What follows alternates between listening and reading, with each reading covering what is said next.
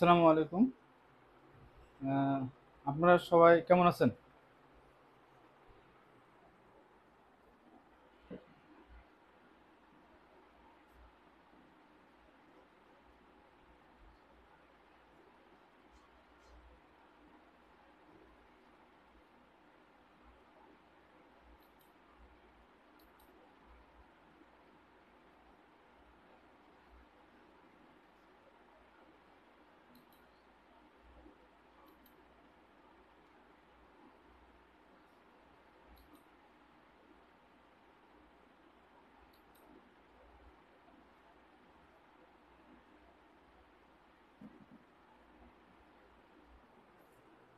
আসসালামু আলাইকুম। আপনারা একটু কমেন্ট করেন তো যে মানে শব্দ মানে সাউন্ডটা আর ভিডিওটা ক্লিয়ার কিনা, এটা একটু কমেন্ট করেন তো।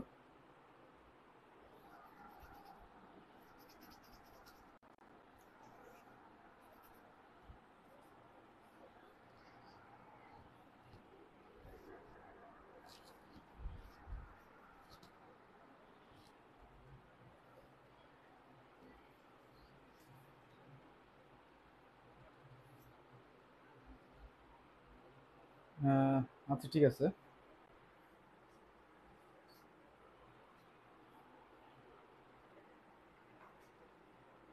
আচ্ছা ঠিক আছে। আজকে আপনাদের পড়াবো হলো শব্দ। শব্দ এটা কিন্তু প্রিলি প্লাস রিটেন দুই জায়গাতে আছে।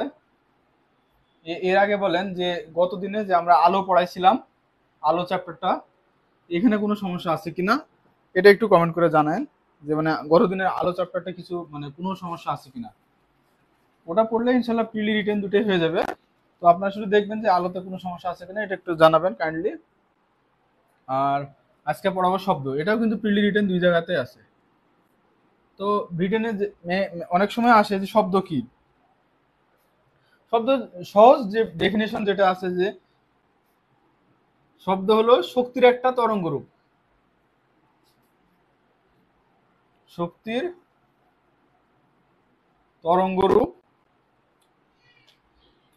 যা জড় মাধ্যমের ভেতর দিয়ে জড় মাধ্যমের ভেতর দিয়ে আমাদের কানে পৌঁছায় ও মস্তিষ্কে শ্রবণের অনুভূতি জাগায়। আমাদের কানে পৌঁছায় ও মস্তিষ্কের শ্রবণের অনুভূতি জাগায়। এখানে যেটা দরকার সেটা হলো জড় মাধ্যম। শব্দ সঞ্চারণের জন্য কোনটির প্রয়োজন? একটা জড় এরকম অপশন থাকে, শূন্য মাধ্যমে শব্দ চলাচল করতে পারে কি পারে না। একটু কমেন্ট করেন তো যে শূন্য মাধ্যমে শূন্য মাধ্যমে শব্দ চলাচল করতে পারে কি পারে না। শব্দ চলাচলের জন্য যেটা দরকার সেটা হলো জড় স্থিতি স্থাপক মাধ্যম। শব্দ চলাচলের জন্য অবশ্যই একটা কোনো না কোনো মাধ্যম অবশ্যই দরকার। একটা না একটা মাধ্যম দরকার, এটা কিন্তু খুবই গুরুত্বপূর্ণ একটা কথা। জড় মাধ্যমের মধ্য দিয়ে ভেতর দিয়ে আমাদের কানে পৌঁছায় ও মস্তিষ্কে শ্রবণের অনুভূতি জন্মায়। শব্দের এই ছোট ডেফিনেশনটা লিখলেই কিন্তু মোটামুটি কাভার করবে। শব্দ কিভাবে উৎপন্ন হয়? এক নম্বর একটাই কথা, সেটা হলো বস্তুর কম্পন। যদিও এটা সিলি কথা, তারপরে পরীক্ষা আসে। বস্তুর কম্পন, শব্দ উৎপন্ন হয় কিভাবে? বস্তুর কম্পনের ফলে শব্দ উৎপন্ন হয়। এখানে কয়েকটা টার্ম আছে বুঝছেন। সেটা হলো কম্পাঙ্ক একটা কথা, আর একটা কথা হলো তীক্ষ্ণতা, শব্দের তীক্ষ্ণতা, এই দুইটা কথা।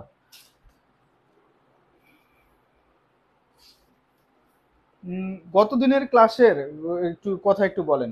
শব্দের ডেফিনেশন হয়তো এখন অনেকজন চলে আসছে। প্রথমে ডেফিনেশন ছিল আলোচনা, তো ডেফিনেশন তো ধরেন যে মানে আর কি পারা যায়।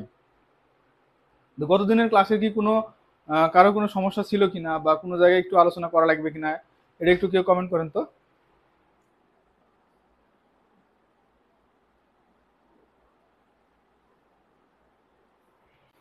গত দিনের ক্লাসে শব্দের দুইটা কিন্তু কথা কিন্তু খুব গুরুত্বপূর্ণ বুঝছেন। একটা হলো কম্পাঙ্ক আর একটা হলো তীক্ষ্ণতা।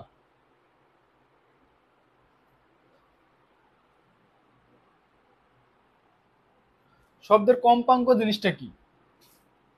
কম্পাঙ্ক জিনিসটা হলো যে কোনো কম্পমান বস্তু, যে কোনো কম্পমান বস্তু থেকেই তো শব্দটা উৎপন্ন হয়, তাই না? তাহলে যে কোনো কম্পমান বস্তু প্রতি সেকেন্ডে যতগুলো কম্পন উৎপন্ন করে, যতগুলো কম্পন উৎপন্ন করে, সেটা হলো কম্পাঙ্ক। কম্পাঙ্কের একক কিন্তু লাগবে। কম্পাঙ্কের একক হলো হার্জ, এইচ জেড বা হয়াকার বুকুর জয়ত্রে। এটা দিয়ে দেয় নিচের কোনটি কম্পাঙ্কের একক। কম্পাঙ্কের একক হলো হার্জ। আর এখানে সাথে সাথে পড়ে রাখেন তীক্ষ্ণতার একক হলো ডেসিবল। ডেসিবল এটা কিন্তু লাগবে, ডিবি।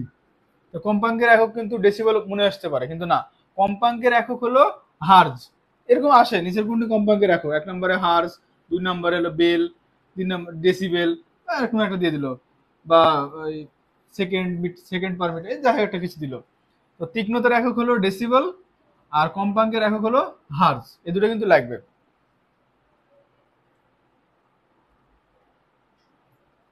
আর তীক্ষ্ণতা জিনিসটা কি, প্রথমে একটু বেসিকটা আলোচনা করে নিই, তাহলে আপনাদের পরে বুঝতে সুবিধা হবে। তীক্ষ্ণ জিনিসটা কি, যে কোনো একটা সুর বা কোনো একটা সুর অথবা কোনো একটা শব্দ কত মোটা না চিকন, মোটা অথবা চিকন, সেটা যে গুণের মাধ্যমে বোঝা যায় সেটাকে বলা হচ্ছে তীক্ষ্ণতা। যেমন ধরেন যে, বুঝতে পারছেন কি জিনিসটা, কম্পাঙ্ক আর তীক্ষ্ণতা।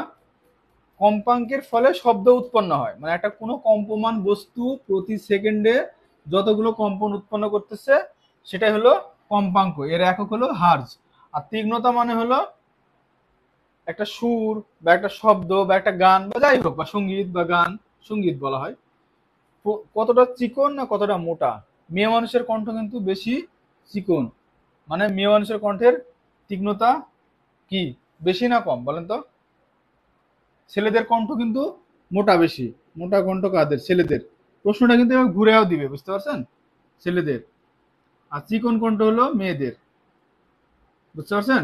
এরকম দিয়ে দিতে পারে যে মেয়েদের নিচের কোনটা সঠিক, মেয়েদের কণ্ঠের মেয়েদের চিকন মানে কম, বুঝছেন? আর ছেলেদের মোটা মানে বেশি, এটা যেন মনে থাকে। তাহলে ছেলেদের কণ্ঠের তীক্ষ্ণতা তীক্ষ্ণতা বেশি আর মেয়েদের তীক্ষ্ণতা কম। এটা কিন্তু একটা পার্থক্য আছে, মেয়েদের সুর হয় চিকন মানে তীক্ষ্ণতা কম, বুঝতে পারছেন? আমরা জানি যে মেয়েদের একটু চিল্লাচিল্লি বেশি করে, তো এর এর এই টাইপের প্রশ্ন আসলে আমরা লিখে দিই যে মেয়েদের তীক্ষ্ণতা বেশি। সরি, মানে মেয়েরা আবার খারাপ ভাবে নেন না, চিল্লাচিল্লি বেশি করে ব্যাপারটা এরকম না, এমনি বললাম আমি, মানে সরি, মেয়েদের তীক্ষ্ণতা বেশি এরকম মনে হয় সাধারণত আমাদের অপশন মারার সময়, কিন্তু না, মেয়েদের শব্দের তীক্ষ্ণতা হলো কম। তীক্ষ্ণতা জিনিসটা তো বুঝছেন না, যে মানে একটা শব্দ কতটা মোটা না চিকন, এটা যে গুণের মাধ্যমে বোঝা যায় সেটা হলো তীক্ষ্ণতা। আর তীক্ষ্ণতার একক হলো ডেসিবল। এর একটা দুটো বেসিক কথা,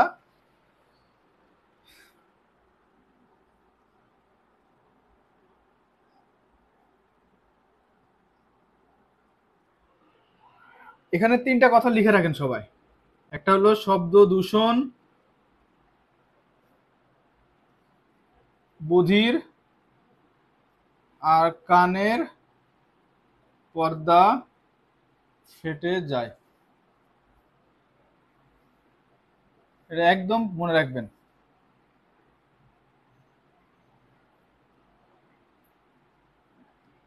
বুঝতে পারছেন?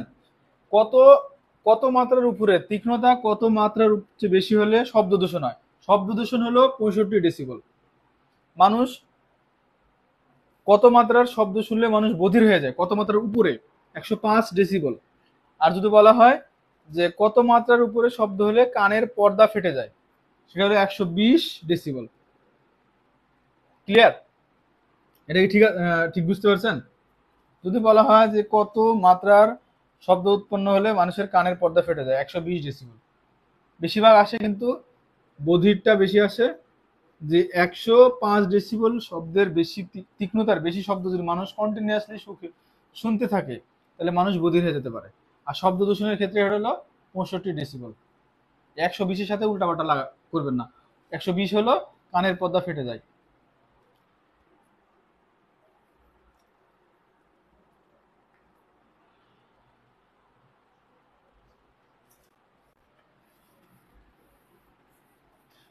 এটা একটু মানে মিলায়া পড়বেন আর কি, যাতে এটা ভুল না হয়।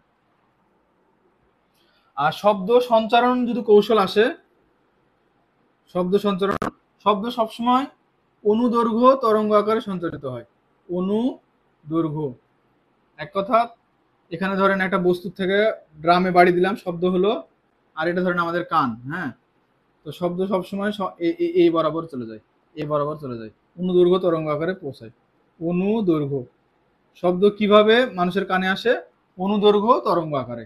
ওখানে অপশনে অনুপ্রস্থ থাকবে, অনুদৈর্ঘ্য তরঙ্গ আকারে শব্দ আমাদের কানে আসে। আর আমাদের যে বাদ্যযন্ত্র আছে না, এই বাদ্যযন্ত্রে শব্দ জোরে শোনা যায় কেন? জোরে শোনা যায় কেন, এটার কারণটা কি? কারণ এই বাদ্যযন্ত্রের মধ্যে শব্দটা অনুনাদ সৃষ্টি করতে পারে। অনুনাদ, অনুনাদ, এই কথাটা একটু লেখেন তো, আমি একটু প্রশ্ন করি, একটু অ্যান্সার দেন তো, যে বাদ্যযন্ত্রের মধ্যে শব্দের কোন গুণের কারণে শব্দ জোরে শোনা যায়?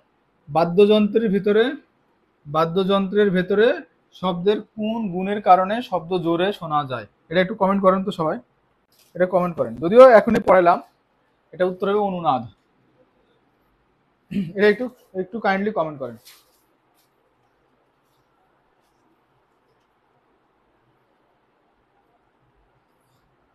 এই 65, 105 আর 120 এই তিনটা নিয়ে যান, কোনো উলট পালট না হয়। পরীক্ষার খাতায় বারবার উলট পালট হয়। 65 হলো শব্দ দূষণ, 105 হলো মানুষ বধির হয়ে যায়, আর 120 হলো কানের পর্দা ফেটে যায় বা কান দিয়ে রক্ত পড়ে, এটাও আসে। শব্দ কোন মাধ্যমে ছড়ায়? অনুদৈর্ঘ্য তরঙ্গ আকারে। আর বাদ্যযন্ত্রের ভিতরে শব্দ জোরে শোনা যায় কেন? কারণ এখানে শব্দের অনুনাদ হয়।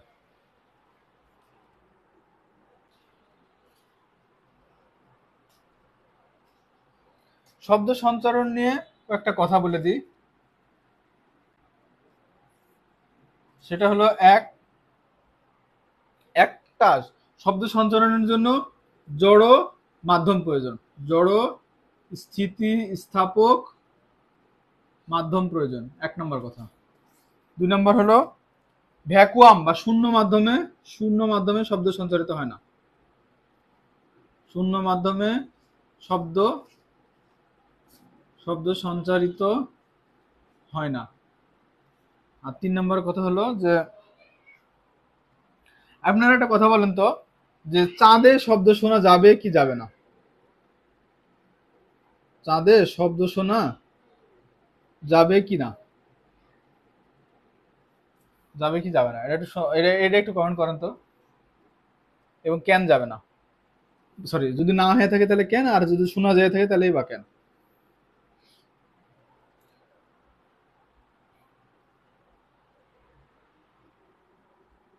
যাবে না, কারণ কি? কারণ হলো শব্দ সঞ্চারণ করার জন্য জড় স্থিতিস্থাপক একটা মাধ্যম দরকার। চাঁদে তো কোনো বাতাস নাই, বায়ুমণ্ডল নাই, চাঁদের বায়ুমণ্ডল নাই, এজন্য কোনো মাধ্যম নাই, এজন্য শব্দ শোনা যাবে না। এগুলো সিলি ব্যাপার, এগুলো পারবেন। শব্দের দ্রুতি একটা টার্ম আছে, শব্দের দ্রুতি মানে একটা শব্দ প্রতি সেকেন্ডে যে দূরত্ব অতিক্রম করে, শব্দ প্রতি সেকেন্ডে যে দূরত্ব অতিক্রম করে, শব্দ প্রতি সেকেন্ডে যে দূরত্ব অতিক্রম করে তাকে বলা হয় শব্দের দ্রুতি। কয়েকটা লেখা লাগবে। শূন্য মাধ্যমে শব্দের দ্রুতি কত, এটা একটু কমেন্ট করেন তো। শূন্য মাধ্যম লাগবে, বায়ু মাধ্যম লাগবে, পানি লাগবে, সামুদ্রিক পানি লাগবে, আর লোহা লাগবে। এই কটা পড়লেই হবে আপাতত। শূন্য মাধ্যমে শব্দের বেগ কত, এটা একটু কমেন্ট করেন তো।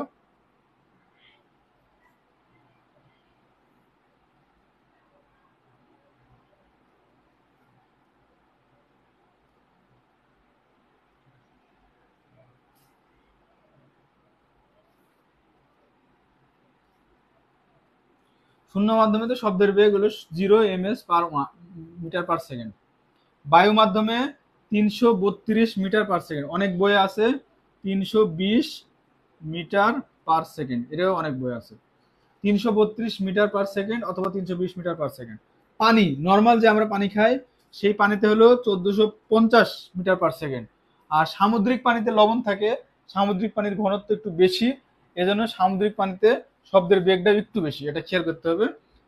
প্রশ্নতে যদি সামুদ্রিক পানি আসে, সামুদ্রিক কথাটা উল্লেখ থাকে, তাহলে কিন্তু এটা হয়ে যাবে 1500 মিটার/সেকেন্ড। আর লোহাতে সাধারণত আসে বা কঠিন মাধ্যমে আসে, কঠিন মাধ্যম বলতে সাধারণত লোহাকেই বোঝানো হচ্ছিল এখানে, 5221 মিটার/সেকেন্ড। 5221 মিটার/সেকেন্ড। এই পানি আর সামুদ্রিক পানিটা একটু আপনারা মনোযোগ দিয়ে মানে খেয়াল করবেন পরীক্ষার খাতায়।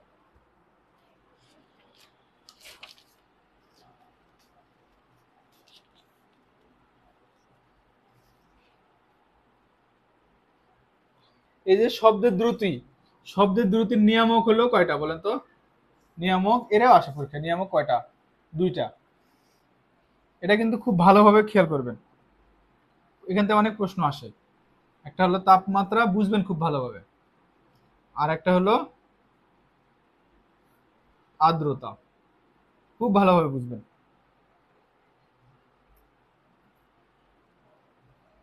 তাপমাত্রা যদি বৃদ্ধি পায়, তাপমাত্রা যদি বৃদ্ধি পায়, শব্দের দ্রুতি, শব্দের দ্রুতিটাও বৃদ্ধি পায়। 1 ডিগ্রি সেলসিয়াস তাপমাত্রার জন্য শব্দের দ্রুতি বৃদ্ধি পায় 0.6 মিটার/সেকেন্ড। এই কথাটাও গুরুত্বপূর্ণ, এই কথাটাও গুরুত্বপূর্ণ। তাহলে দেখেন যে প্রশ্নটা এভাবে আসতে পারে যে নিচের কোন ঋতুতে বা কোন ঋতুতে শব্দের দ্রুতি সবচেয়ে বেশি, এভাবে দিয়ে দেয়। বা তাপমাত্রা বাড়লে শব্দের দ্রুতি বাড়ে না কমে, এরকম দিয়ে দিতে পারে। তো তাপমাত্রা যদি বৃদ্ধি পায়, শব্দের দ্রুতিটাও বৃদ্ধি পায়। এবং কত? 1 ডিগ্রি সেলসিয়াস তাপমাত্রা বাড়ার জন্য শব্দের দ্রুতি বৃদ্ধি পায় 0.6 মিটার/সেকেন্ড। এরকম যদি দিয়ে দেয়, তাহলে আমরা জানি যে গ্রীষ্মকালে তাপমাত্রা সবচেয়ে বেশি থাকে, সো গ্রীষ্মকালে শব্দের দ্রুতিটা সবচেয়ে বেশি, আর শীতকালে, শীতকালে সবচেয়ে কম। এরকম প্রশ্ন আসে, অনেক আসছে যে নিচের কখন শব্দের দ্রুতি সবচেয়ে, দ্রুতি বা বেগ সবচেয়ে বেশি থাকে কখন, দিয়ে দিল বর্ষা, শীত, গ্রীষ্ম আমি যাবে দিয়ে দিল। তখন কিন্তু হুট করে মাথায় নাও আসতে পারে যে আরে ঋতুর সাথে কি সম্পর্ক। হ্যাঁ, তা ঋতুর সাথে সম্পর্ক না থাকলেও তাপমাত্রার সাথে সম্পর্ক আছে। আরেকটা আছে হলো আর্দ্রতা। আর্দ্রতা যদি বৃদ্ধি পায়, শব্দের দ্রুতিও বৃদ্ধি পাবে। এজন্য দেখা যাচ্ছে যে বর্ষাকালে শব্দের দ্রুতি কত থাকে, বেশি না কম বলেন তো? বর্ষাকালে আর্দ্রতা থাকে বেশি, ফলে শব্দের দ্রুতিও থাকে হলো অনেক বেশি, দ্রুতিও থাকে অনেক বেশি। বুঝছেন? তাহলে তাপমাত্রাটা সাধারণত মনে থাকেই, গ্রীষ্মকালে শব্দের দ্রুতি সবচেয়ে বেশি, কিন্তু আর্দ্রতার জিনিসটা অনেক সময় মনে থাকে না। আর্দ্র মানে হলো ভেজা।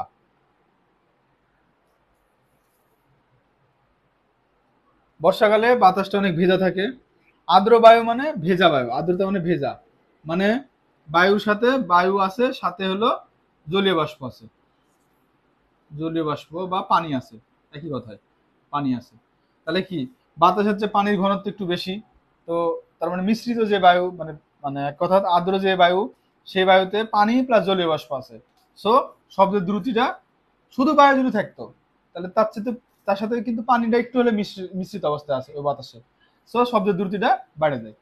এজন্য যদি দেখা যায় যে এভাবে না দিয়ে যে কোন ঋতুতে শব্দের দ্রুতি সবচেয়ে বেশি, তো দিয়ে দিল বর্ষাকাল, এটা কিন্তু পারতে হবে। সাধারণত এই প্রশ্নগুলো এমন দেয় যে মানে কাল ভেদে দিয়ে দেয় অনেক সময়। তবে দুটো মনে রাখবেন, নিয়ামক হলো দুইটা, একটা হলো তাপমাত্রা আর একটা হলো আর্দ্রতা। তাপমাত্রা যদি বাড়ে শব্দের দ্রুতি বাড়ে, আর্দ্রতা যদি বাড়ে শব্দের দ্রুতি বাড়ে। এটা মানে ঋতু ভেদে খেয়াল করবেন, তাহলে সুবিধা হবে।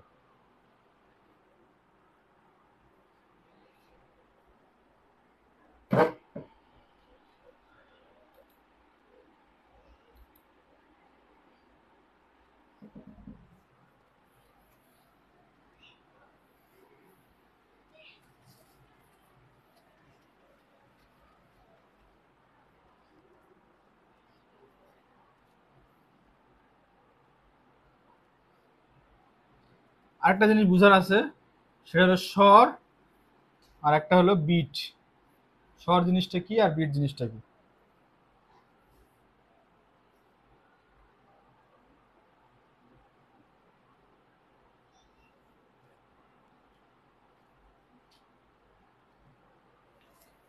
স্বর আর বিট জিনিসটা কি, এটা কিন্তু লাগে।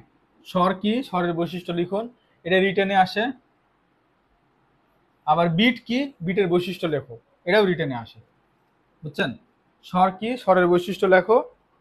বিট কি, বিটের বৈশিষ্ট্য লেখো। জাস্ট 2.5 মার্কসের থাকে বা 1+1.5 মার্কসের থাকে। স্বর কি, স্বরের বৈশিষ্ট্য লেখো। স্বর হলো সহজ জিনিস, একাধিক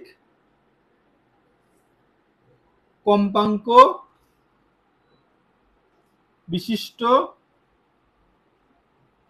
শব্দকে স্বর বলে। একাধিক কম্পাঙ্ক বিশিষ্ট শব্দকে স্বর বলে। একের অধিক কম্পাঙ্ক থাকলে তাকে স্বর বলে। এদের স্বরের বৈশিষ্ট্য হলো 3টা।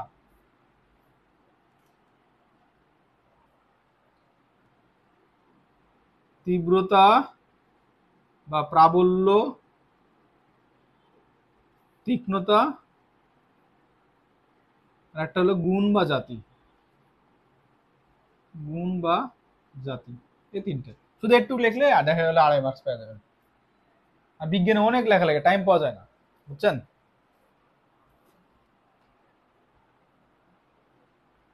আর বিট জিনিসটা কি? বিট হলো প্রায় প্রায় সমান তীব্রতা ও সমান তীব্রতা ও তীক্ষ্ণতার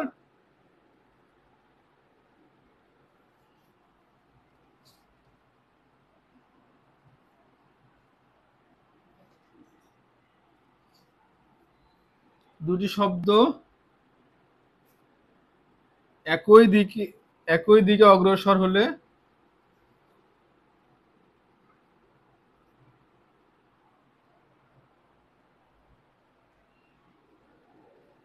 শব্দ তরঙ্গের উপরিপাতনের ফলে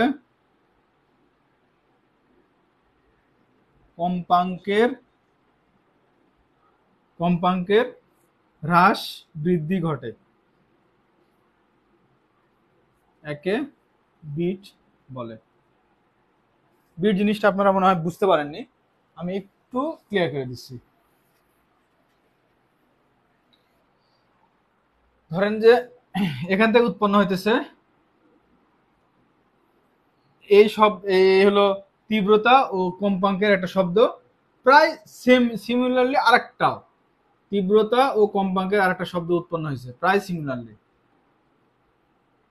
মানে আপনি আর আপনার বন্ধু ধরেন একই কথাই সেম ভয়েসে বলতেছেন, বলার ফলে দেখা যাচ্ছে কখনো মানে হলে দুটা শব্দ মাঝে মাঝে উপরিপাতন হবে, মানে একে কনভার্ট করবে। এই যে এই পয়েন্টে উপরিপাতন হয়েছে, এই পয়েন্টটাতে উপরিপাতন হয়েছে, এই পয়েন্টটাতে উপরিপাতন, এই পয়েন্টটাতে, মানে একে অপরের উপর উপরিপাতন হয়েছে বা মার্চ করলে কম্পাঙ্কের একটা হ্রাস বৃদ্ধি ঘটে, এটাকে বলা হচ্ছে বিট। বিট জিনিসটা বুঝতে পারছেন কি? মানে প্রায় সমান তীব্রতা, তীক্ষ্ণতা ও কম্পাঙ্কের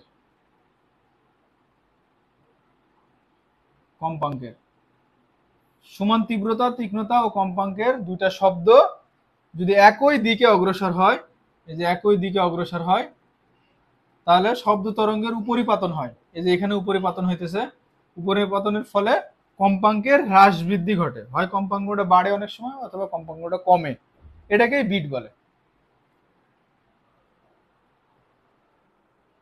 বিটের কিন্তু যেটা দরকার সেটা হলো যে বিটের ব্যবহার।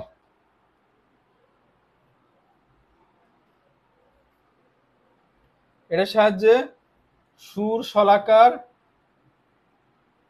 অজ্ঞাত কম্পাঙ্ক জানা যায়,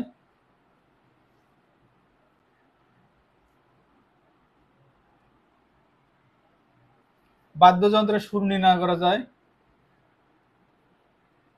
বাদ্যযন্ত্রের সুর নির্ণয় করা যায়, আর খনিতে দূষিত বায়ুর পরিমাণ জানা যায়, বায়ুর অস্তিত্ব জানা যায়, পরিমাণ না, সরি, অস্তিত্ব জানা যায়। এটাই সাধারণত প্রশ্ন হিসেবে আসে পিডিতে। এটা কিন্তু রিটেনে এতটুকু লিখলেই হবে, 2.5 মার্কস পাওয়া যাবে। বিট লিখলেন, বিটের এরকম একটা সংজ্ঞা দিয়ে দিলেন, সরি, চিত্র দিয়ে দিলেন, আর এই তিনটা কথা লিখে দিলেন যে বিটের ব্যবহার, এই তিনটা হলো ব্যবহার। আর মেনলি এখান থেকে পিডিতে যেটা আসে যে খনিতে দূষিত বায়ুর অস্তিত্ব নির্ণয় করা যায় নিচের কোনটির সাহায্যে। দেখা গেল যে তীব্রতা, তীক্ষ্ণতা, তারপরে স্বর, আর একটা হলো দিয়ে দিল আপনার হলো বিট। উত্তর কি হবে? খনিতে দূষিত বায়ুর অস্তিত্ব নির্ণয় করা যায় নিচের কোনটির সাহায্যে? বিটের সাহায্যে। এটা হলো উত্তর। এটা একটু কমেন্ট করেন তো যে খনিতে দূষিত বায়ুর অস্তিত্ব নির্ণয় করা যায় কোনটির সাহায্যে? এটা একটু কমেন্ট করেন। এটাই পিলিতে আসে মেনলি। আর রিটেনে যদি পড়েন বিটের একটা সংজ্ঞা দিবেন, খুব সহজভাবে সংজ্ঞাটা বানাবেন। সংজ্ঞাতে এত মুখস্থ রাখা যাবে না। সংজ্ঞাটা এমন ভাবে বানাবেন যে দুটা সমান তীব্রতা ও দুটা সমান তীক্ষ্ণতার দুটো শব্দ যদি একে অপরের উপর উপরিপাতন হয়, তাহলে কম্পাঙ্কের যে হ্রাস বৃদ্ধি ঘটে সেটাকে বলা হয় বিট। তারপর একটা চিত্র দিয়ে দিলেন, আর বিটের লিখলেন যে প্রয়োগ বা ব্যবহার, যে সুর, শলাকার, অজ্ঞাত কম্পাঙ্ক জানা যায়, বাদ্যযন্ত্রের সুর নির্ণয় করা যায়, আর খনিতে দূষিত বাতাসের অস্তিত্ব নির্ণয় করা যায়। তো এটা সাধারণত মেনলি ফিল্ডে যেটা আসে যে খনিত দূষিত বাতাসের অস্তিত্ব কিভাবে নির্ণয় করা যায়।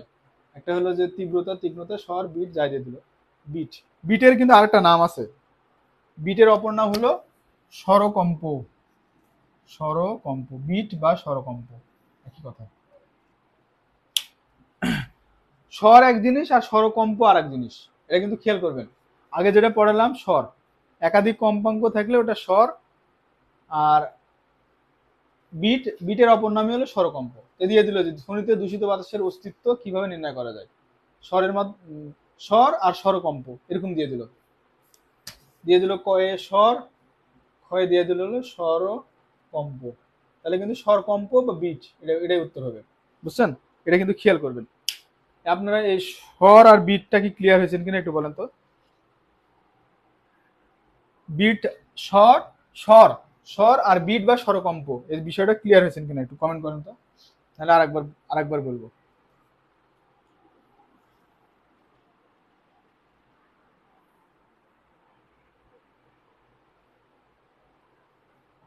বিট জিনিসটা ক্লিয়ার হয়েছে কিনা। স্বর পারবেন, একাধিক কম্পাঙ্ক যেটা থাকবে সেটাই হলো স্বর, আর স্বরকম্প বা বিট হলো, বিট জিনিসটা ক্লিয়ার কিনা একটু বলেন।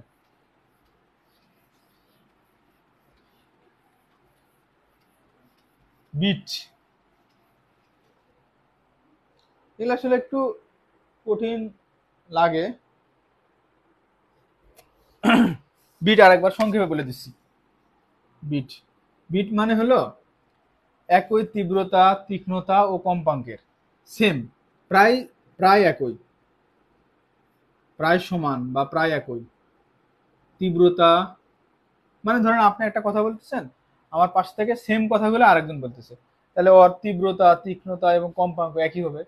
বা ধরেন আপনিও ড্রাম বাজাইতেছি, আমার পাশে সেম ড্রাম আর একজন সমান তালে বাজাইতেছে, তাহলে দুজনের মানে তীব্রতা, তীক্ষ্ণতা এবং কম্পাঙ্ক, তীব্রতা অথবা তীক্ষ্ণতা প্লাস কম্পাঙ্ক যদি হয়, দূরে দূরে যদি শব্দ উৎপন্ন হয়, সেই শব্দটা একে অপরে চলার সময় কিছুটা উপরিপাতন হয়। উপরে পতনের ফলে ওই কম্পাঙ্ক কিছুটা বাড়ে যায় আবার কিছুটা কমে যায়, মানে কম্পাঙ্কের হ্রাস বৃদ্ধি হয়, এটাকে বলে বিট। ছবি আঁকালে সবচেয়ে ভালো বুঝবেন। ধরেন যে এখানে একটা ড্রাম থেকে শব্দ উৎপন্ন হলো, এটা ড্রাম ওয়ান, ড্রাম এক, প্রথম নাম্বার ড্রাম থেকে। একটু পরে পাশাপাশি আমি ড্রাম টু থেকে আর একটা শব্দ উৎপন্ন করতেছি, তাহলে এই শব্দটাও প্রায় সেম কম্পাঙ্কের। দেখা গেল যে এইভাবে এইভাবে উপরিপাতন হইতেছে। এই যে উপরিপাতন হইতেছে, এই পয়েন্টে শব্দ হয় কম্পাঙ্ক হ্রাস পায়, মানে কমে যায়, অথবা বৃদ্ধি পায়, কিছু একটা হয়। এই পয়েন্টটাকে বলা হইতেছে বিট। এখানে এটা একটা বিট, এটা একটা বিট, এটা হলো বিট, এটা হলো বিট, এটা বিট। এই বিটের সাহায্যে খনিতে দূষিত বাতাসের অস্তিত্বটা মাপা যায়। একবার একটু জাস্ট রিডিং দিয়ে নিলে এরপরে বুঝতে পারা যাবে। তাহলে মানে জাস্ট আপনি যদি মনে মনে না করে যদি বুঝে নেন জিনিসগুলা, দেখবেন যে মানে নিজেই বানায় লিখতে পারতেছেন, মানে একদম বানায় লিখলেও কথাগুলো একদম এক্সাক্ট হবে, অ্যাকুরেট হবে। প্রতিধ্বনি,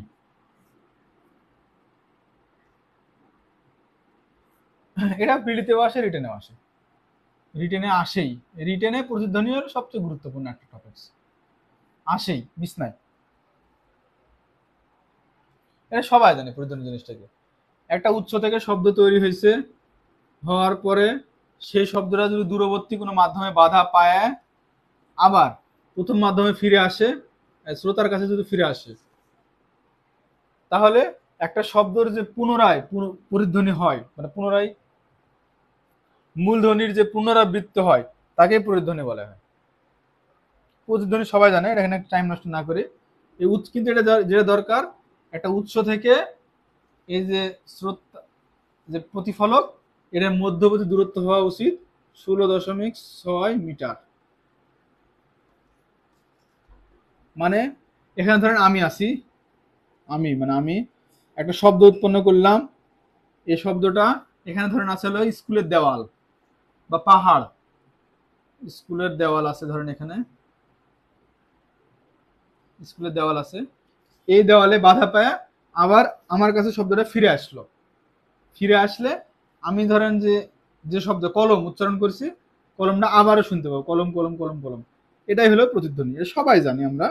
কিন্তু যেটা দরকার সেটা হলো যে এই আমি থেকে এই স্কুলের দেওয়ালের দূরত্ব হতে হবে 16.6 মিটার, মানে উৎস থেকে প্রতিফলকের দূরত্ব হতে হবে 16.6 মিটার প্রতিধ্বনি। এর কম যদি হয়ে থাকে, এর বেশি হলেও কোনো সমস্যা নাই, এর কম যদি হয়ে থাকে তাহলে আর প্রতিধ্বনি শোনা যাবে না। ন্যূনতম 16.6 মিটার হতেই হবে, ন্যূনতম, সর্বনিম্ন। মেনলি প্রতিধ্বনি দিলে আসলে প্রতিধ্বনির সংজ্ঞা আর প্রতিধ্বনির ব্যবহারটা লিখতে হয়। ব্যবহার, ব্যবহার কি? এক নম্বর ব্যবহার হলো কুয়ার গভীরতা নির্ণয় করা যায়। দুই নম্বর হলো সমুদ্রের গভীরতা নির্ণয় করা যায়। তাহলে এরকম প্রশ্ন আসে যে নিচের কোনটির সাহায্যে সমুদ্রের গভীরতা নির্ণয় করা যায়? সমুদ্রের গভীরতা নির্ণয় করা যায়, এক নম্বর দিল বিট, দুই নম্বর দিল স্বর, তিন নম্বর দিল হলো প্রতিধ্বনি, আর একটা দিয়ে দিল হলো শ্রাব্যতার পাল্লা। তাহলে কি উত্তর হবে? প্রতিধ্বনি। নিচের কোনটির সাহায্যে কুয়ার গভীরতা নির্ণয় করা যায়?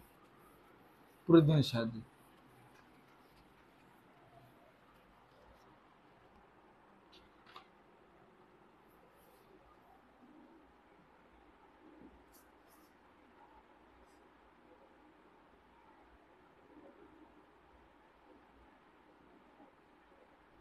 না, প্রিলি মানে প্রিলিও তো একই টাইমে পড়া যাচ্ছে, মানে এটা মেনলি প্রিলির জন্য পড়াই দিচ্ছে, জাস্ট আপনার রিটেনটাকে একটু বলে বলে দিচ্ছি যে হ্যাঁ এখানে রিটেনটা টাচ করবেন, টাচ করবেন।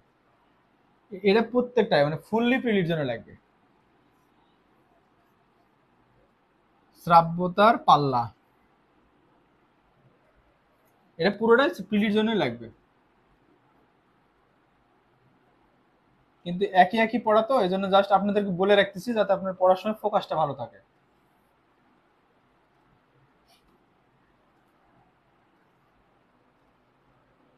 শ্রাব্যতার পাল্লা মানে কি?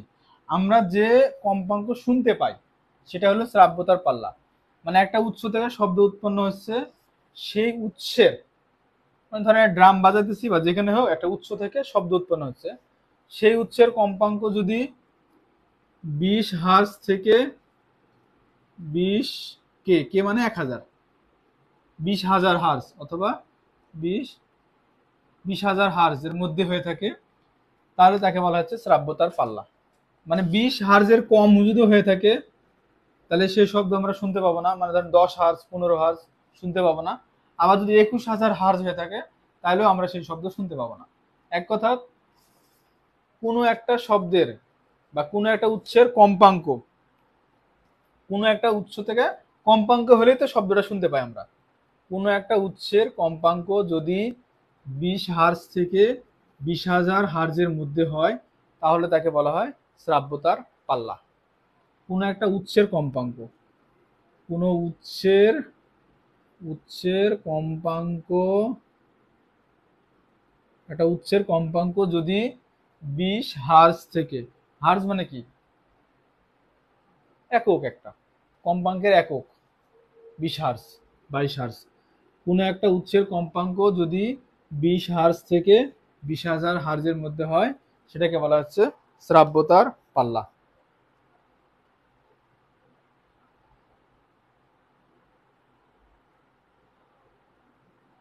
এটা দুইটা আছে, তাহলে এটা শুনতে পেলাম। হ্যাঁ, এটা একটা আছে শব্দে তর তরঙ্গ, শব্দে তর তরঙ্গ, শব্দে তর কম্পাঙ্ক বা তরঙ্গ বা কম্পাঙ্ক। আর একটা আছে হলো শব্দ উত্তর, সরি, শব্দ উত্তর তরঙ্গ। শব্দে তর আর শব্দ উত্তর দুটো আলাদা কথা। শব্দে তর জিনিসটা কি, যেটা 20 হার্জের কম, 20 হার্জের কম, সেটা হলো শব্দে তর তরঙ্গ, এটা আমরা শুনতে পাবো না। আর শব্দ উত্তর তরঙ্গ মানে 20 কে বা 20,000 হার্জের বেশি।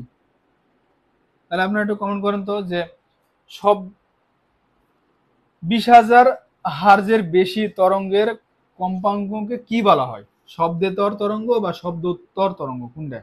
পারবেন না? 20,000 হার্জের যদি বেশি হয় সেটা হলো শব্দ উত্তর তরঙ্গ। বানানটা দেখলেন, সব বয়দযুক্ত কার, শব্দ তয়তযুক্ত আর শব্দ উত্তর তরঙ্গ। আর 20 হার্জের যদি কম হয়ে থাকে কম্পাঙ্ক, কম্পাঙ্ক যদি 20 হার্জের কম হয়ে থাকে তাহলে তাকে বলা হয় শব্দে তর, শব্দে তর তরঙ্গ। বুঝতে পারছেন?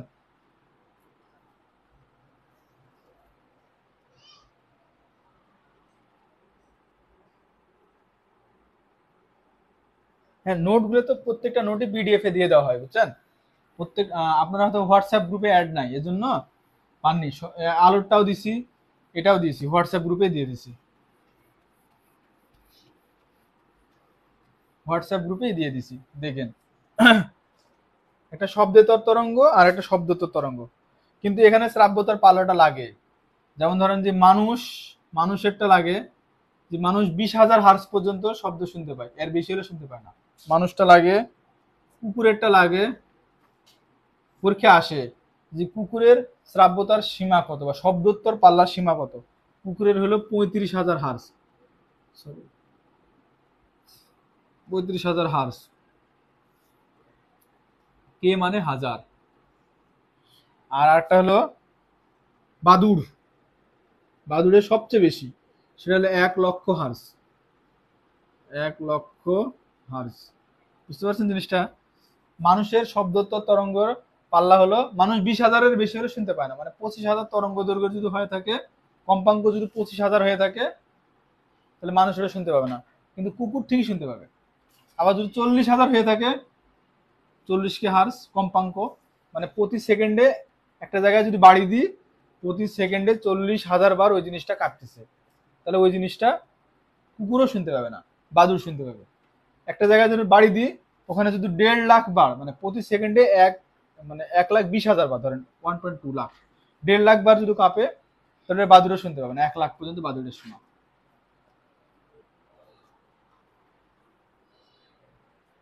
এটা লাগবে। মানুষের কত, কুকুরের কত, বাদুড়ের কত? মানুষের হলো 20,000 হার্জ। আপনারা একটু কাউন্ট করেন তো যে বাদুড়ের শ্রাব্যতার সীমা কত, বাদুড়ের শ্রাব্যতার সীমার পাল্লাটা মানে সীমাটা কত, একটু কমেন্ট করেন তো। এটা রিটেনেও আসে, সেটা হলো ব্যবহার। ব্যবহার তো আপনাদের এমনি পড়তে হবে, ধরেন পিলির জন্য, বুঝছেন না? এটা আসে শ্রাব্যতার সীমা কি, শ্রাব্যতার সীমার ব্যবহার লিখুন, এটা রিটেনে আসে, বুঝছেন? জাস্ট বলে দিচ্ছি, আপনারা যদি ভালো না লাগে তাহলে বলবো না, সমস্যা নাই, ওটা ব্যাপার না। কিন্তু ব্যবহারটা ধরেন আপনার পিলির জন্য মুখস্থ করা লাগবে, তো এটা একটু মাথায় বেশি সেট আপ থাকবে, এই জন্য বলে দেওয়া। আমার একসাথে দুটা হয়ে গেল। আবার দেখা গেল অনেকের অন্যান্য পরীক্ষা রিটেন থাকে, কাজে লাগলো। পিলির এখানে মানে 100% পিলি কভার করা হবে, প্লাস যতটুকু পারা যায় রিটেন কভার করবে, যতটুকু পারা যায়। রিটেনে ধরেন প্রায় 70 থেকে 80% কাভার হবে, কিন্তু পিলি 100% কাভার হবে, এটা আপনারা নিশ্চিত থাকেন।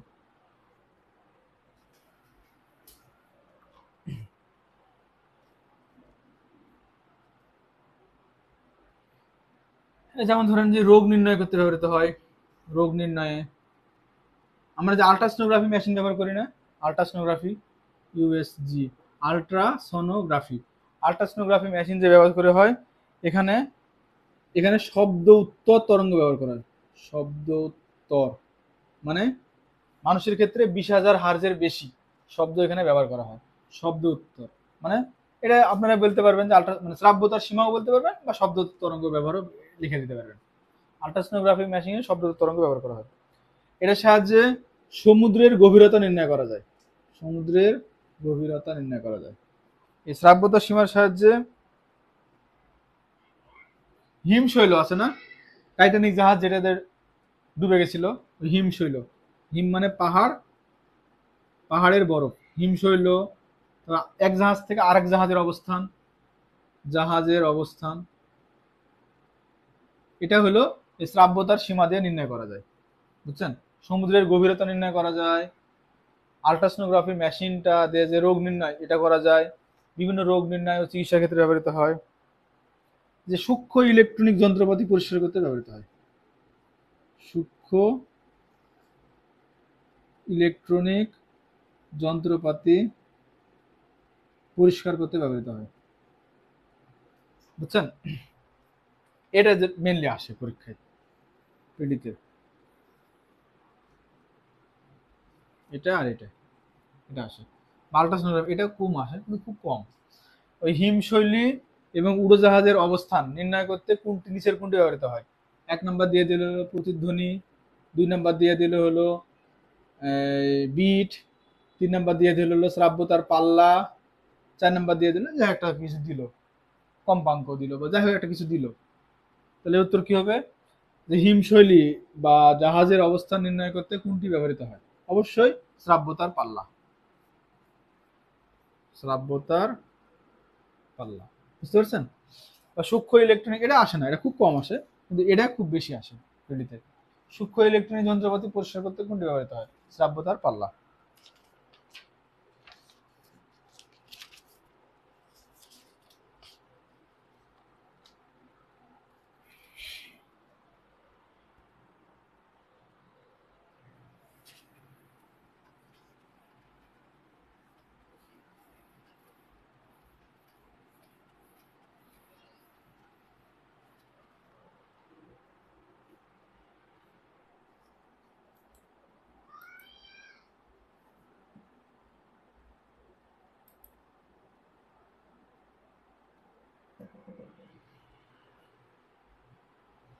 কুয়ার গভীরতার অঙ্কটা লিখে রাখেন, খুবই সহজ।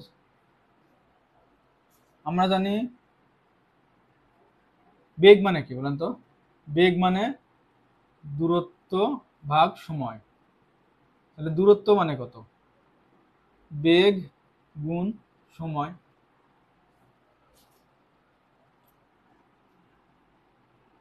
এখানে দূরত্ব বলতে কুয়ার গভীরতা নির্ণয় করার ক্ষেত্রে হয় কি, এখান থেকে আমি শব্দটা ছাড়তেছি, এখানে ধরেন পানি আছে, শব্দটা এখানে আসতেছে, আবার এখানে বাধা পেয়ে আবার ফিরে এখানে যাইতেছে, তাহলে দূরত্ব হলো 2 গুণ হয়ে যায়।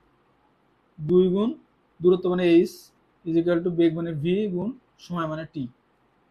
এই দুইটা আসার বয়ান বুঝতে পারলেন? যে এ ইজ ইকুয়াল টু, মানে এই দূরত্ব ইজ ইকুয়াল টু ভি গুণ টি ভাগ টু। আমরা জানি হলো 332 মিটার/সেকেন্ড গুণ সময় হলো 0.1 সেকেন্ড।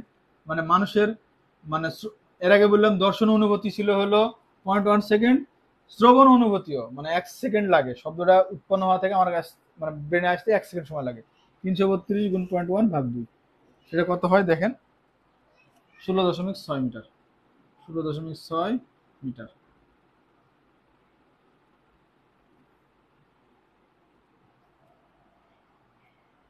এটা এখানে ধরেন যে কুয়ার গভীরতা নির্ণয় করবেন কিভাবে, যে যে মানটা বসায় দিলে এই সূত্র ধরে, মানে বেগ ইকুয়াল টু দূরত্ব ভাগ সময়, এই সূত্র ধরে, কিন্তু এই দূরত্বটা কি 2 গুণ হবে, যাওয়া এবং আসার দূরত্ব।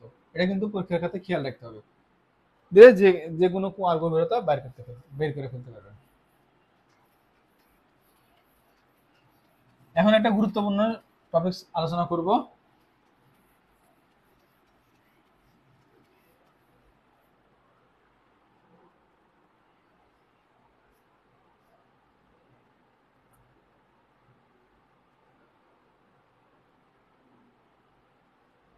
টানা তারের কম্পাঙ্ক।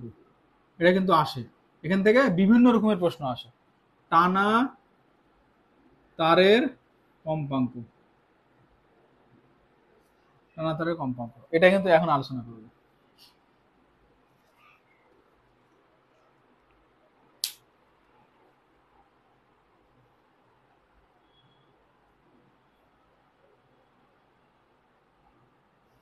একটু লিখে রাখি আমি, এন ইজ ইকুয়াল টু, একটু পরে একটু 1 মিনিট রেস্ট নিব, 1/12 divide by T by M.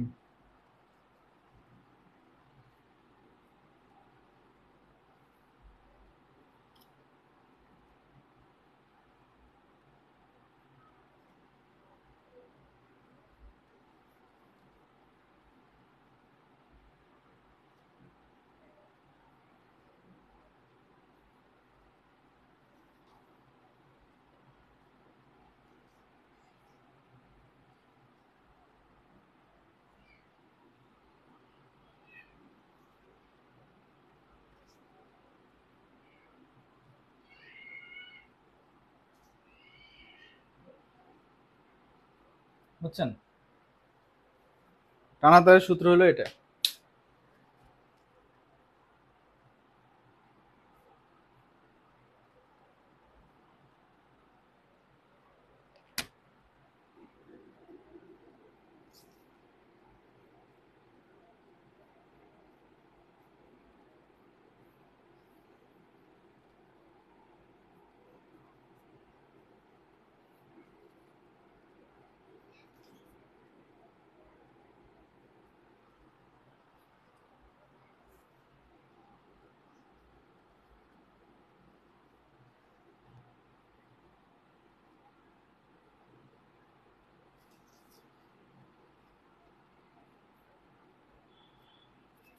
এক কথা, টানা তারের সূত্র মানে একটা টানা তারের কম্পাঙ্কের এক এন হলো কি, টানা তারের কম্পাঙ্ক।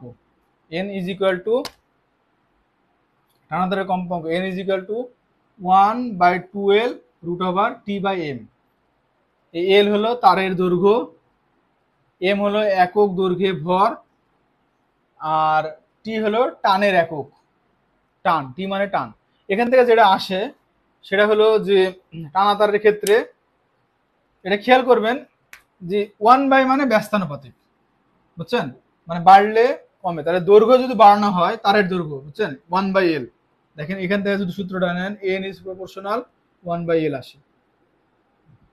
এখান থেকে যদি নেন আরেকটা, n is proportional 1/, root T, আবার এন ইজ মানে সমানুপাতিক 1/√m।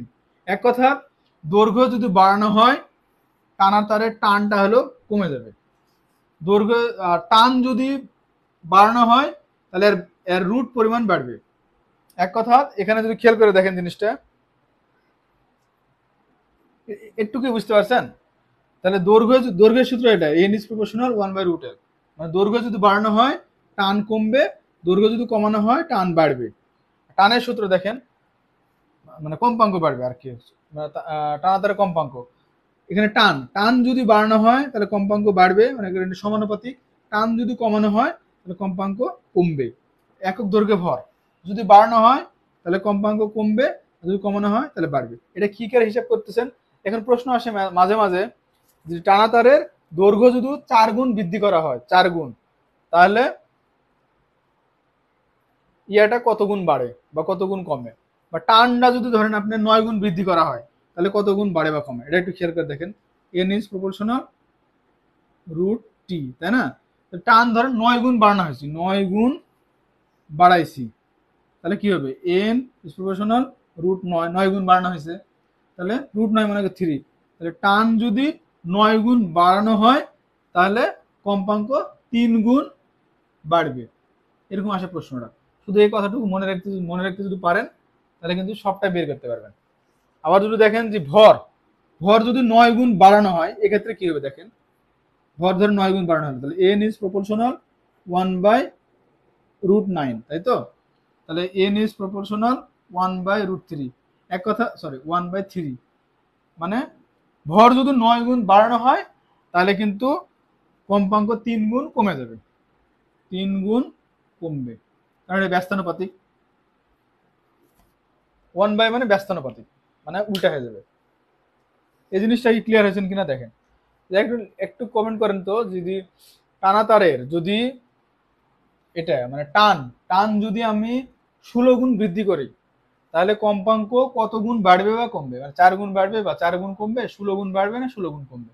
এটাই প্রশ্নের উত্তর, একটু বুঝবেন।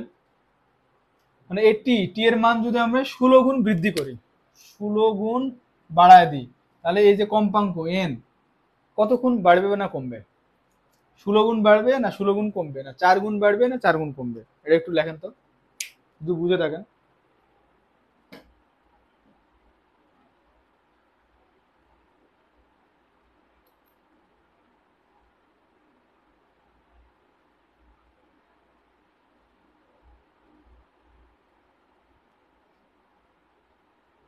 আর যদি ভর ভর যদি ধরেন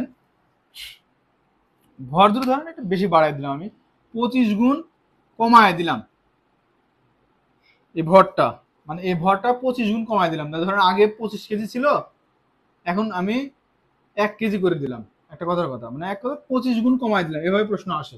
ধরেন ভর আমি একটু উল্টা পাল্টা করে দিচ্ছি যাতে আপনারা যদি বুঝে থাকেন বের করতে পারেন প্রথমে। 25 গুণ যদি ভর কমায় থাকে তাহলে সাধারণত মেনলি আসে এই দৈর্ঘ্য, এটা আসে আর এটা আসে, এর বাইরে আসে না। ভরটা এমনি আমি বলতেছি, এটা বুঝলে তিনটাই পারবেন। ভর যদি 25 গুণ আমি কমায় দিই তাহলে কম্পাঙ্ক কত গুণ বাড়বে বা কমবে? 25 গুণ বাড়বে, 25 গুণ কমবে, 5 গুণ বাড়বে, 5 গুণ কমবে। এটা কি হবে বলেন তো? মানে এমনি জাস্ট 25 গুণ এমনি বলতেছি, মানে এত তো কম বেশি হবে না, মানে এমনি বলতেছি। ভর যদি 25 গুণ বাড়ানো হয়,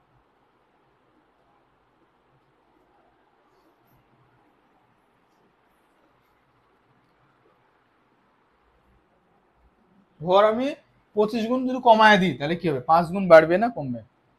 5 গুণ কিন্তু বাড়বে, কারণ এখানে 1 বাই করে আছে, বুঝছেন?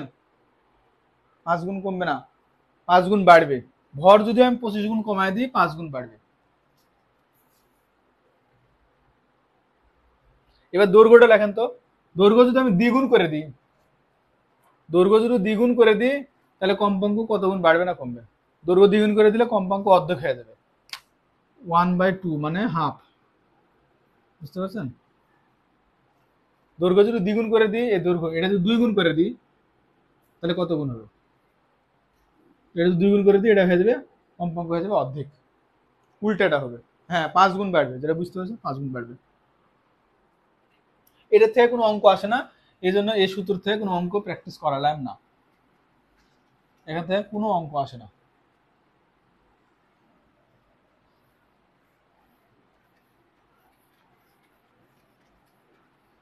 লাস্ট একটা টপিকস আপনাদের দেখা দেবো, একটু মনোযোগ দিয়ে দেখেন। সেটা হলো মানে ব্যবহার। এক কথা হলো চিকিৎসা বিজ্ঞানে শব্দের ব্যবহারগুলো লেখন। এরকম প্রশ্ন আসতে পারে রিটেনে, আবার পিডিতেও আসতে পারে। ব্যবহার, চিকিৎসা বিজ্ঞানে বা শব্দের ব্যবহার লিখুন। একটা যে হৃদস্পন্দন পরীক্ষা করতে যে বুকের উপর ধরে স্টেথোস্কোপ, স্টেথোস্কোপ স্টেথোস্কোপ তৈরি করতে শব্দের প্রতিফলনকে কাজে লাগানো হয়, প্রতিফলনকে কাজে লাগানো হয় স্টেথোস্কোপ তৈরি করতে। আল্ট্রাসোনোগ্রাফি মেশিনে কোনটাকে কাজে লাগানো হয় বললাম, বলেন তো?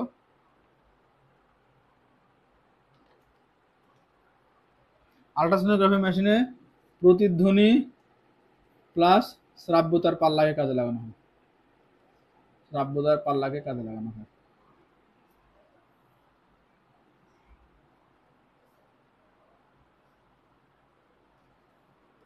দাঁতের স্কেলিং করাই না আমরা, দাঁতের স্কেলিং, দাঁতের স্কেলিং করাইতে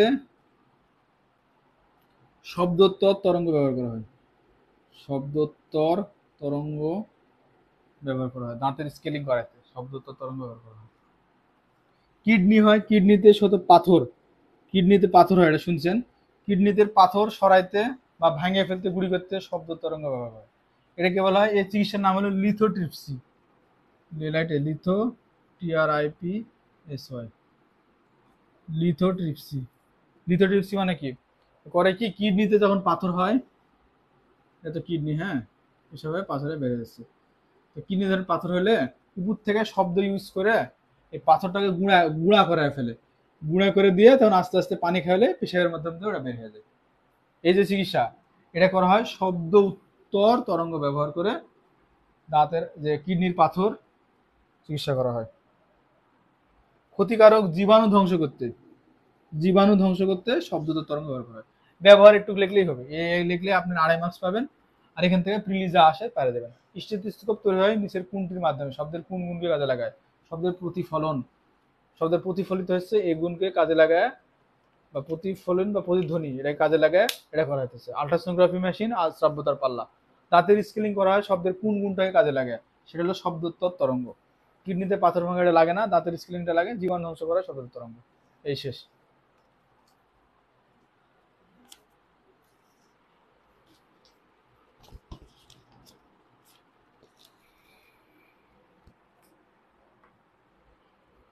বুঝতে পারছেন? এটা পড়লে শব্দের প্রিলি রিটেন ইনশাল্লাহ সব কভার হয়ে যাবে। আপনারা গত দিনে ইয়া কেমন পড়ছেন? আলো,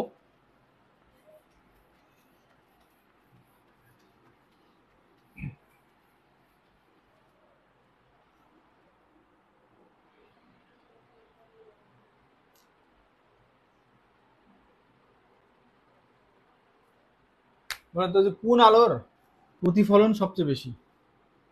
প্রতিফলন সবচেয়ে বেশি কোন আলোর? বলেন তো কোন রঙের আলো সবচেয়ে বেশি প্রতিফলিত হয়? জানেন তো? আচ্ছা ঠিক আছে, সমস্যা নাই, আমি আবার শেয়ার করবো। কোন আলোর প্রতিফলন সবচেয়ে বেশি হয়? আপনারা তো একটা কাজ করতে পারেন, আপনারা নিজেরা কিন্তু যেগুলো পড়ানো হচ্ছে বা পড়ানো হবে সেটা নিজেরা কিন্তু একটা হ্যান্ড নোট করতে পারেন। হ্যান্ড নোট করলে হয় কি, নিজের পড়াটা নিজের খুব ভালো মনে থাকে। হ্যান্ড নোট করতে পারেন।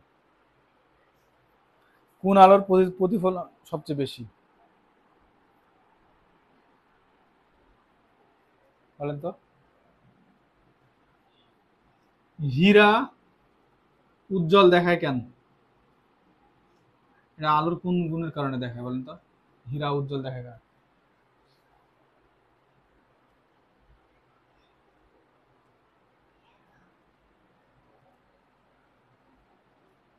হীরা উজ্জ্বল দেখায় কেন দেখেন তো?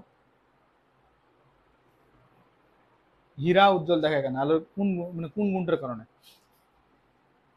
পূর্ণ বর্ধনের প্রতিফলন, প্রতিসরণ, ব্যতিচার, সমাবর্তন, যাই হোক কোন গুণের কারণে?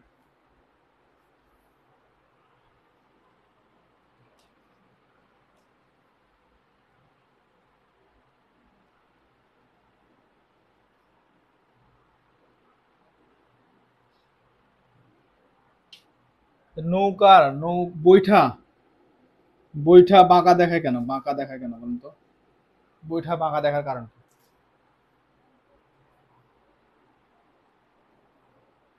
বৈঠা বাঁকা দেখানোর কারণ কি? কমেন্ট করেন তো, বৈঠা বাঁকা দেখানোর কারণ কি?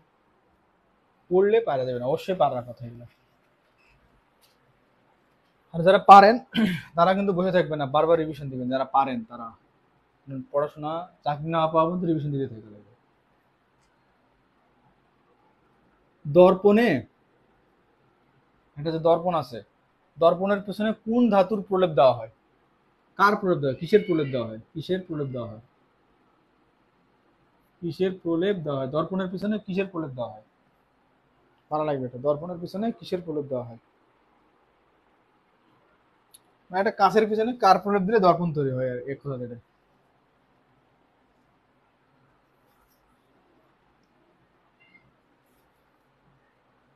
বস্তুর উচ্চতা যদি 10 ফিট হয়ে থাকে, 10 ফুট হয়ে থাকে একটা বস্তুর উচ্চতা বা কোনো কিছু অবজেক্টের উচ্চতা, তাহলে দর্পণের দৈর্ঘ্য কত ছিল?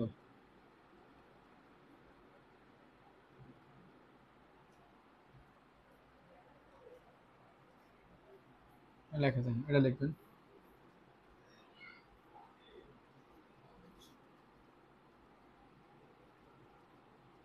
মোটর গাড়ির হেডলাইটে কোনটি ব্যবহৃত হয়? মোটর গাড়ির হেডলাইটে উত্তল দর্পণ, অবতল দর্পণ, উত্তল লেন্স, অবতল লেন্স। চারটাই, চারটে অপশন আছে মনে করেন। মোটর গাড়ির হেডলাইটে কোনটি ব্যবহৃত হয়?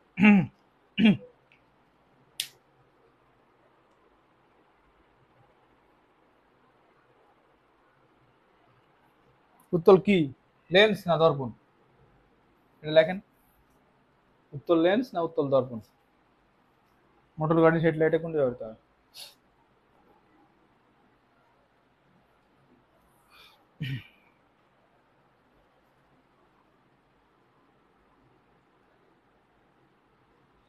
তারপরে লেখেন, আলোর ফটো তড়িৎ ক্রিয়া ব্যাখ্যা করেছেন কে?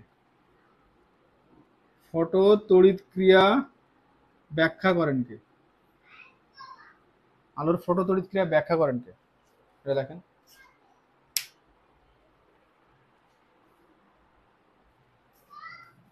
আলোর ফটো তড়িৎ ক্রিয়া ব্যাখ্যা করেন কে?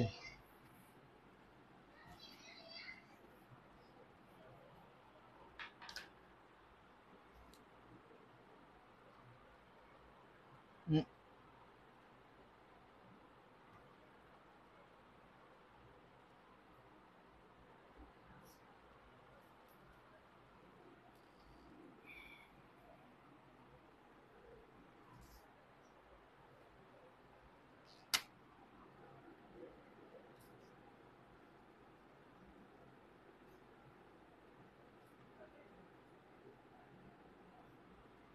আলোর কণা তত্ত্বের প্রবক্তা কে? কণা তত্ত্বের প্রবক্তা কে? আলোর কণা তত্ত্বের প্রবক্তা কে?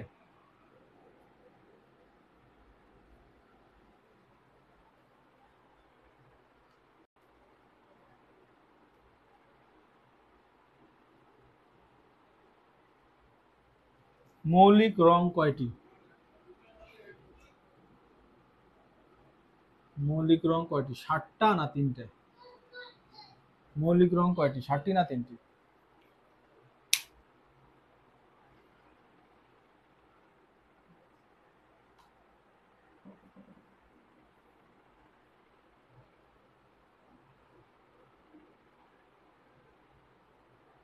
দেখছেন এখানের মধ্যে অনেকে ভুল করে ফেলছেন। এই ফটো তড়িৎ ক্রিয়া ব্যাখ্যা একজনে লিখে দিয়েছেন ম্যাক্স প্লাঙ্ক, না। আলোর কোয়ান্টাম তত্ত্ব সাহায্যে, আমি বারবার বলছি, কোয়ান্টাম তত্ত্বের সাহায্যে ফটো তড়িৎ ক্রিয়া ব্যাখ্যা করেছে আইনস্টাইন। কোয়ান্টাম তত্ত্বের প্রবক্তা হলো ম্যাক্স প্লাঙ্ক। এখানে ভুলটা হয়। মৌলিক রং 3টি না 7টি? 7টি না, মৌলিক রং 3টি আসল।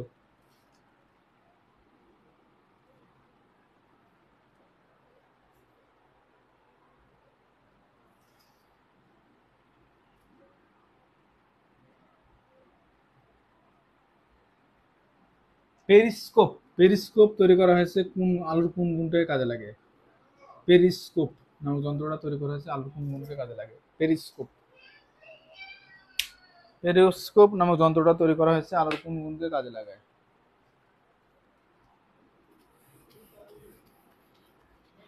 আজকের মতো এখানে থাক। যদি শব্দে কোনো সমস্যা থাকে নিঃসন্দেহে নিঃসংকোচে জানাতে পারেন।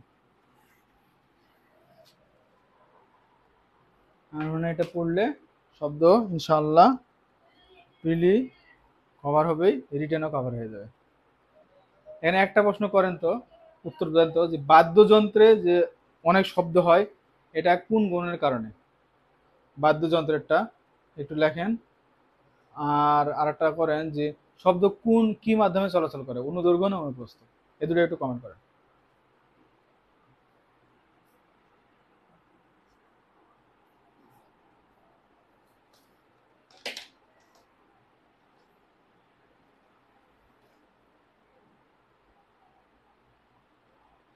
আজকের পড়াটা যদি মনোযোগ দিয়ে পড়ে থাকেন এটা পারার কথা।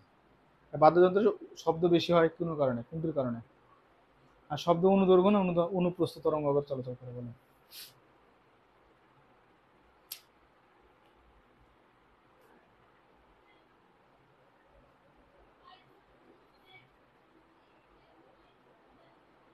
আচ্ছা ঠিক আছে, আপনাদেরকে অসংখ্য ধন্যবাদ।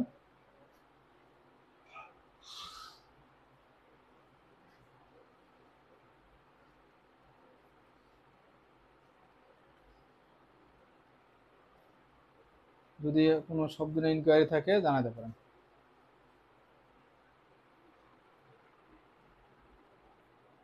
আসসালামু আলাইকুম।